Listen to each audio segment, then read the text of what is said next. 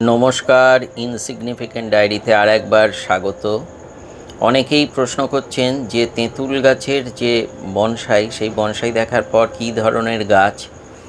তো এই সামনে দেখুন যে ছোট্ট যে গাছটা দেখতে পাচ্ছেন, এই রকম শেপের 1-2 বছরের পুরনো শেপের গাছ, সেই গাছকে জোগাড় করতে পারলে সবচেয়ে ভালো।